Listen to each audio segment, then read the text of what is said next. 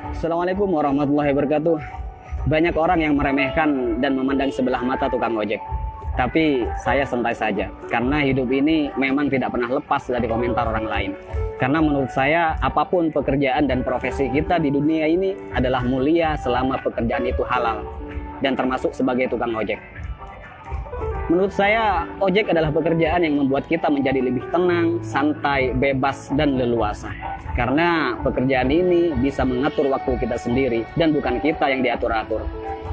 Ada yang mengatakan hidupnya kurang beruntung karena jadi tukang ojek. Justru menurut saya, jadi tukang ojek adalah keberuntungan yang luar biasa. Karena profesi ini mampu memanage waktu kita sendiri, terutama waktu untuk beribadah kepada Allah Subhanahu wa Ta'ala. Ketika menjelang waktu sholat, kita bisa mematikan aplikasi dulu untuk menjalankan kewajiban sholat tepat waktu dan bahkan berjamaah di masjid. Kalau pekerjaan yang lain, saya rasa belum tentu bisa. Tak mengapa kita dipandang hina oleh makhluk. Yang terpenting tidak hina menurut pandangan Allah Subhanahu wa Ta'ala. Intinya tak perlu mendengarkan apa kata orang selama profesi yang kita geluti tidak keluar dari yang namanya koridor syariat. Syukuri seperti apapun keadaan dan kondisi kita, dan jangan selalu membandingkan dengan hidup orang lain agar kita tidak menjadi orang yang kufur nikmat. Dan yang perlu diingat, apapun profesi kita tetap harus Allah yang dijadikan prioritas dan tujuan utama.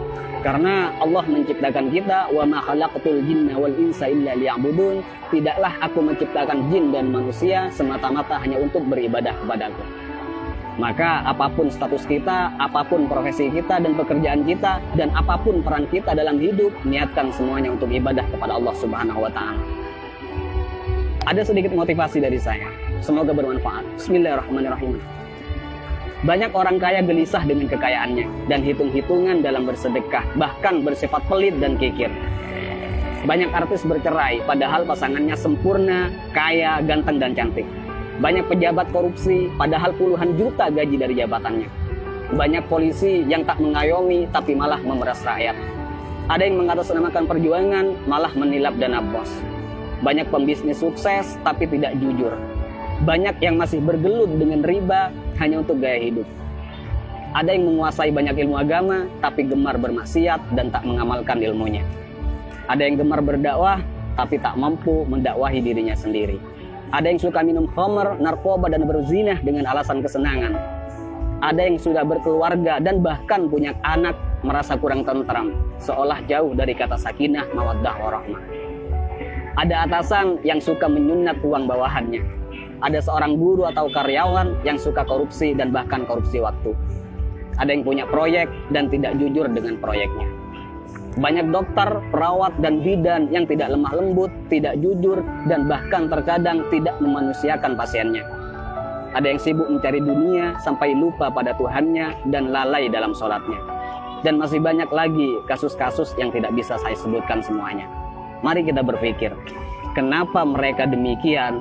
Karena dalam hidupnya bukan Allah yang mereka jadikan prioritas dan tujuan utama. Karena jika Allah yang mereka jadikan prioritas dan tujuan utama dalam hidupnya, maka sangat mustahil mereka berbuat demikian. Wa may yuhajir fi sabilillahi yajid fil ardi muraghaman katsiran wa sa'a. Ayo kita berhijrah. Karena ketika kita berhijrah dan lalu Allah kita jadikan prioritas dan tujuan utama dalam hidup, maka Allah akan meluaskan rezeki dan kelapangan hati untuk kita. Dan ketika hati kita sudah lapang dan luas, maka sebanyak apapun persoalan yang kita hadapi dan sebesar apapun masalah yang menimpa kita akan tetap tenang menyikapinya. Karena hati kita lebih lapang dan lebih luas dari masalah yang kita hadapi. Tapi jika dalam hidup bukan Allah yang kita jadikan tujuan utama, maka hati kita akan sempit. Jadi sebanyak apapun harta kita, setinggi apapun pangkat dan popularitas kita, semua malah tak akan henti menggelisahkan dan bahkan membingungkan.